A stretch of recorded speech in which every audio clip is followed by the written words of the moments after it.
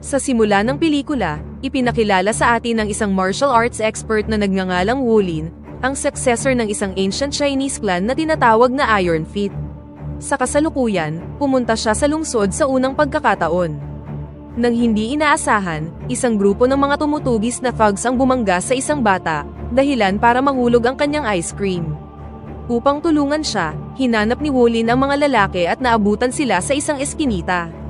Nahanap na nila ang taong hinahabol nila at papatayin na nila ito. Gamit ang dahilan na maibalik ang pera ng ice cream, saglit silang pinatigil ni Wolin. Ngunit nang nagsimula silang maging agresibo, hindi siya nanahimik na lang. Nilabanan niya ang napakaraming thugs ng mag-isa, na nagpapakita ng kanyang kasanayan sa martial arts. Nang matapos ang laban, siya na lang ang nakatayo. Ang lalaking iniligtas niya ay isang mayamang negosyante na nagngangalang Jishan. Nag-alok siya sa kanya ng pera, ngunit tumanggi si Wolin na tanggapin ito. Pagkatapos ay bumalik siya sa bata at binigyan siya ng isa pang cone ng ice cream. Ilang sandali pa, bigla siyang pinalibutan ng maraming sasakyan mula sa lahat ng direksyon. Lumabas ang pinuno ng kalabang grupo at niyakap si Wolin, na nagpapakita na ang dalawa ay mabuting magkaibigan. Isa siyang kung fu master at may-ari ng isang security firm, si Zhang Li. Sina Wolin at Zhang Li ay dating mga disciple ng iisang master. Lumaki sila at nagsanay ng magkasama bago lumipat si Zhang Li sa lungsod upang mapabuti ang kanyang buhay. Kumita siya ng maraming pera at katanyagan sa mga nakaraang taon, ngunit nakalimutan niya ang mga prinsipyo ng kanyang master sa daan. Habang nag-uusap sila, nabunyag na si Zhang Li ay hindi umalis sa nayon sa sarili niyang kagustuhan.